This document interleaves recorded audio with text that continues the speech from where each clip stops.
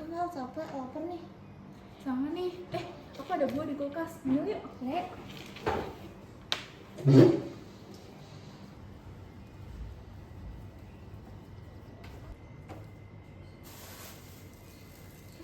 Kok lu asam, Sal?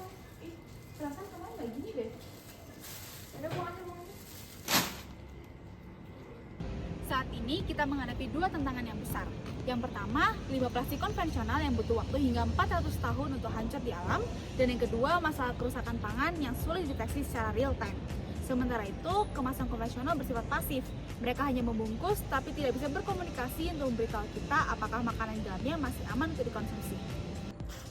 Sekarang, bagaimana jika kita mendesain solusi untuk keduanya? Perkenalkan rancangan inovasi kami, yaitu BioSip, bioplastik pati singkong nanoselulosa dengan indikator pH untuk smart packaging pangan. Pati singkong dipilih sebagai bahan utama karena kandungan amilosa dan amilopektin yang ada di dalamnya berpotensi dalam membentuk film plastik yang jadi. Namun, pati memiliki kelemahan, yaitu bersifat hidrofilik dan rapuh, sehingga perlu ditambahkan bahan lain, contohnya asam sitrat. Asam sitrat merupakan asam organik alami yang dapat bereaksi dengan gugus hidroksil pada molekul pati dan gliserol membentuk ikatan ester. Proses cross-linking ini menciptakan jaringan polimer 3 dimensi yang lebih kuat dan stabil.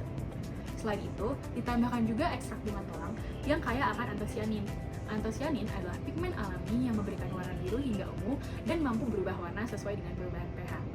Dalam aplikasi kemasan pangan, perubahan warna ini dapat digunakan sebagai indikator visual kesegaran produk. Nanomaterial yang digunakan dalam BioSip adalah cellulose nanocrystals atau CNC. CNC adalah nanomaterial berbasis selulosa yang memiliki tingkat kristalinitas tinggi. Pemilihan CNC didasarkan pada karakteristiknya seperti mampu mencegah aglomerasi, menghambat rekristalisasi pati, melindungi antosianin bunga telang, serta meningkatkan ketahanan plastik. Pendekatan top-down dalam sintesis CNC dengan metode hidrolisis asam melibatkan penghancuran struktur makro biomasa selulosa menjadi unit berskala nanometer melalui penghancuran fisik dan dekonstruksi kimia. Prosesnya melibatkan perlakuan sumber selulosa dengan asam sulfat dalam kondisi terkontrol, menghasilkan hidrolisis daerah amorf sambil mempertahankan daerah kristalin, sehingga menghasilkan CNC dengan sifat yang diinginkan. Pada hidrolisis asam, metode top-down melibatkan tahap delignifikasi, bleaching, hidrolisis asam, dan ultrasonifikasi. Sebelum dihidrolisis asam, serat ampas singkong harus melalui pretreatment terlebih dahulu, dimulai dari pembersihan ampas singkong, dilanjutkan dengan delignifikasi menggunakan NaOH untuk melarutkan lignin, lalu bleaching dengan H2O2 untuk memutihkan serat dan menghilangkan sisa lignin, hingga diperoleh alfa selulosa yang siap dihidrolisis. Memasuki proses hidrolisis asam, alfa selulosa kemudian dicampurkan dengan H2SO4 dan diaduk konstan pada suhu 45 derajat Celcius. Setelah waktu hidrolisis tercapai, reaksi dihentikan seketika dengan aqueous dingin, dan hal inilah yang disebut dengan quenching. Suspensi lalu disentrifugasi dan dicuci berulang, kemudian didialisis sampai ber-pH netral. Terakhir, dilakukan sonikasi untuk mencegah agregasi dan produk dikeringkan dengan freeze dry hingga diperoleh bubuk CNC berwarna putih bersih.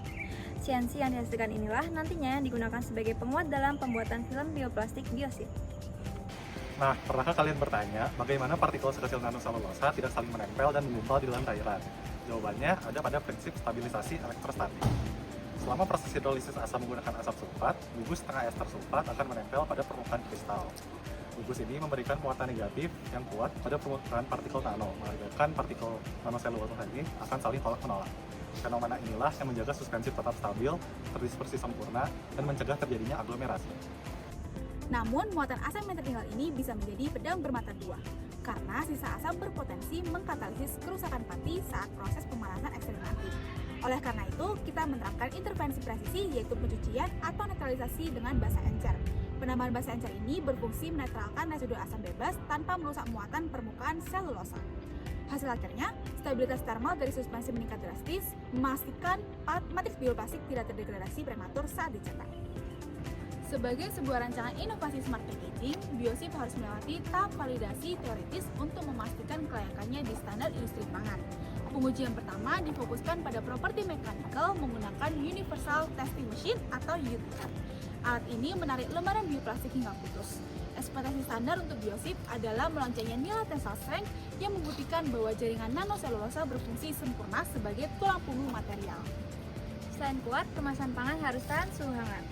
Disinilah TGA berperan. Alat ini memanaskan sampel sambil menimbang penyusunan masanya. Target analisis dari penambahan close linker asam sitrat pada biosip adalah terjadinya pergeseran kurva degradasi termal.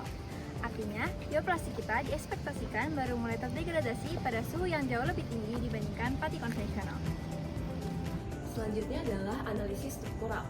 XRD digunakan untuk menentukan tingkat kristalinitas selulosa.